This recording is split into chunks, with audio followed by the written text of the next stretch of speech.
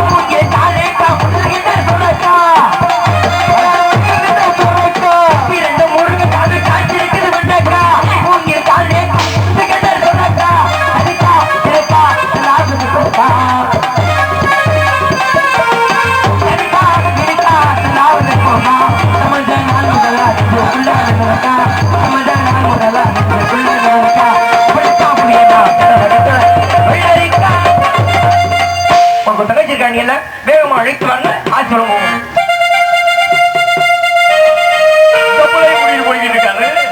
கவிதை பாடு குயிலே குயிலே இது வந்தனவே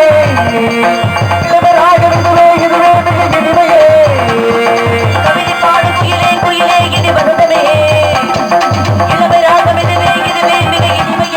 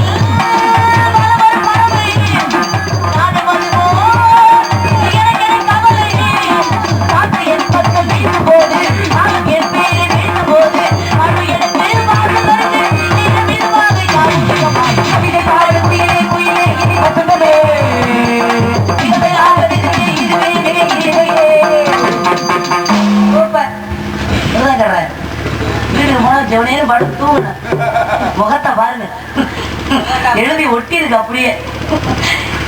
அண்ணா நம்பிராஜ குடும்பம் ஒரு நாரப்பைய குடும்பம் போல இருக்கு. அப்படி நாட்டு மக்கள் போன வருஷமே சொல்லிட்டாங்க வெண்ணிலா வெண்ணிலா பாட்டை மறக்கவே தேவகோட்டையில இருந்து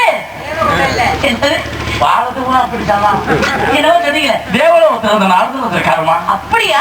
இந்த தேங்க எழுத அல்வாக்கார் வந்திருக்காங்க. அப்படியா? அந்த சுவாமியை உடனே நான் பார்க்க விடுறேன். என்னத்தை நம்ம குடும்பத்தை கெடுக்காம என்ன காரணம்? ஒண்ணும் இல்லை. 18 புராணங்களை முழுமையாக தெரிந்தவர் யார் என்றால் அந்த வீரத்தேவன் ஒருவன் தானே.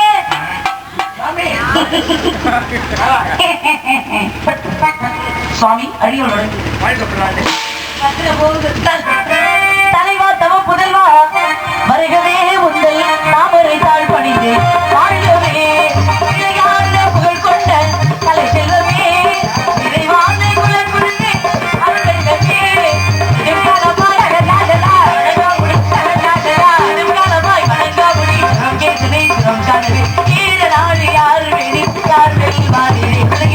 தலைவா தவ புதல்வா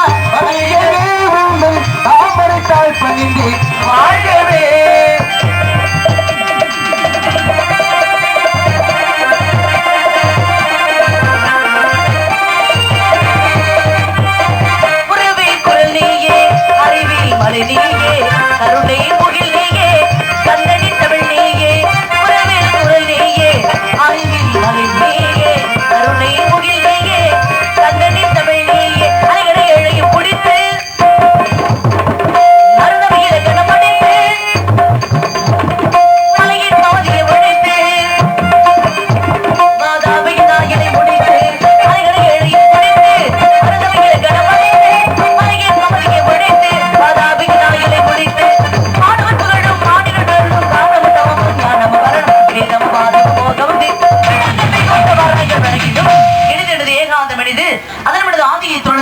அதனுடைய அறிவினர் சேர்ந்தல் அதன் பிறகு அறிவுடைய கனவிலும் நனவிலும் காட்பதுதானே என்று தங்களை போன்ற சான்றுகள் பற்றிப்படுகிற சுவாமி தாங்கள் இடத்திற்கு வருகை தந்தது நாங்கள் முன் ஜென்மத்தில் செய்த புண்ணியமே சுவாமி சிறுமியை நான் பாதமோற்று வணங்குகிறேன். நல்லாசிகள் பல கூற வேண்டும்.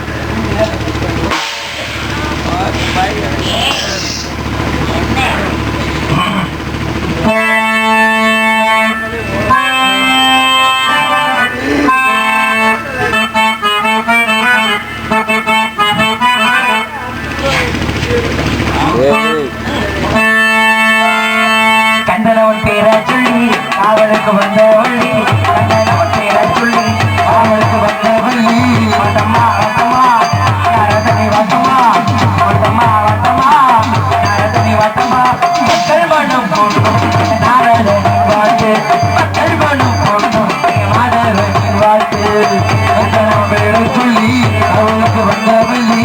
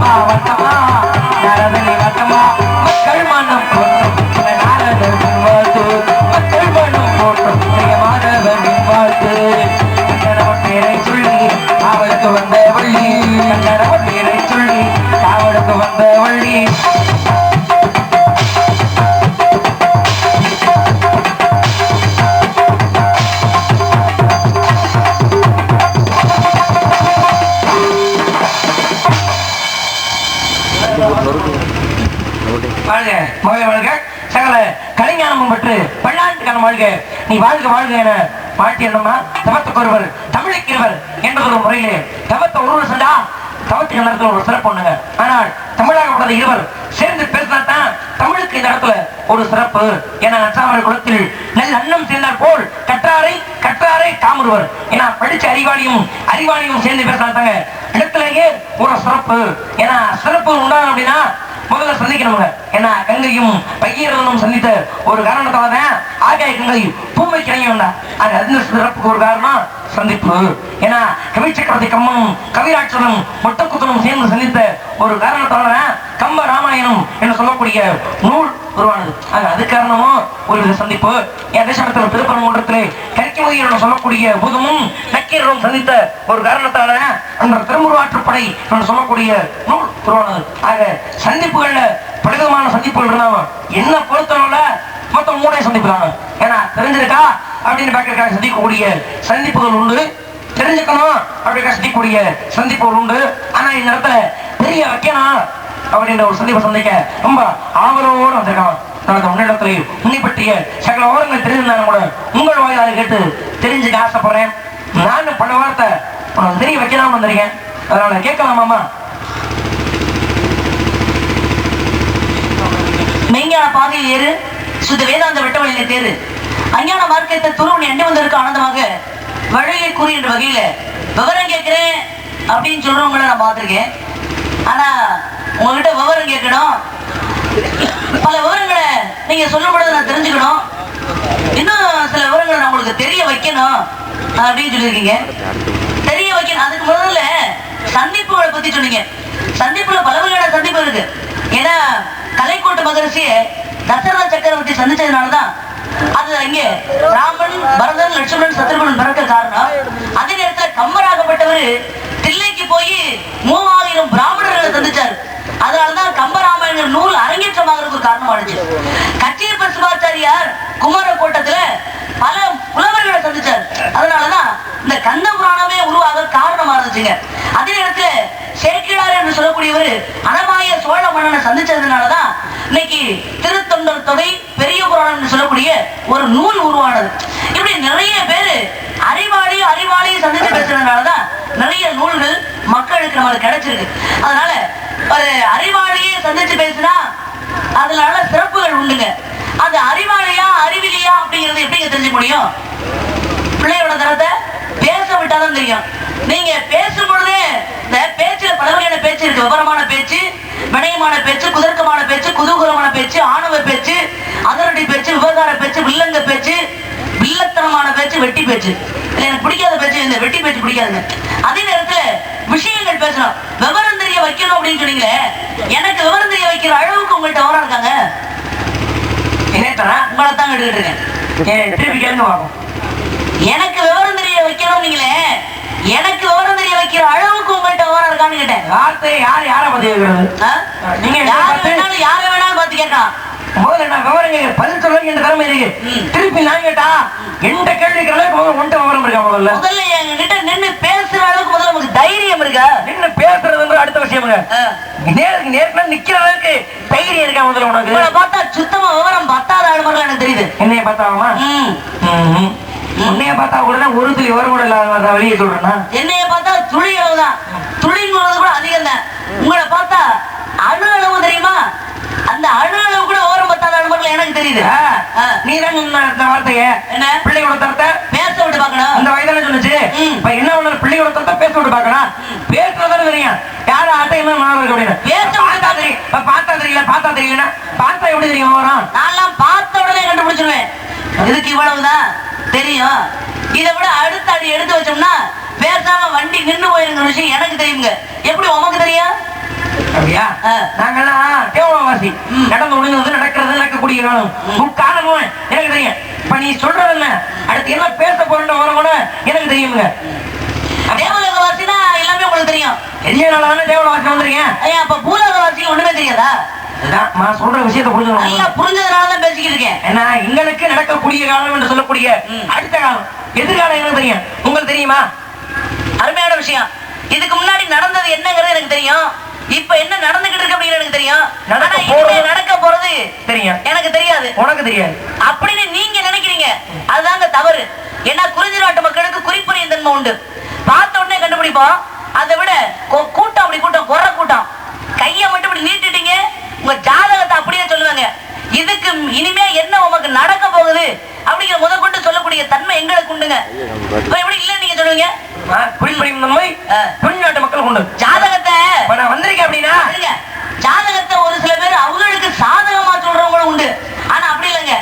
நானு ஜாதகத்தை ஜாதகமாவே சொல்லுவேங்க. பேசுவா பண்ணீங்க ஒரு வார்த்தை சொல்லி வச்சாங்க பெரிய பெருந்தன்மை கொஞ்சம் மக்களுக்கு உண்டு. இப்ப நானும் எதுக்கு வந்திருக்காரு அப்படின்ற விவரம் உங்களுக்கு தெரியும். ஏன்னா முகத்தை பார்த்தோன்னே புலிபெருந்தன்மை அடுத்து நாலு எதுக்காக வந்திருக்காரு இந்த விஷயம் சொல்ல போறாரு இந்த விஷயம் உங்களுக்கு தெரியும். ஆனா நாலு இந்த வேலையை முடிச்ச உடனே எங்க போறாங்க தெரியுமா? தெரியாது. ஆனா அது எனக்கு தெரியும். அதுக்காக நடக்க போறது எனக்கு தெரியும். ஆனா எதுக்கு வந்திருக்கின்ற விஷயம் உனக்கு தெரியும்.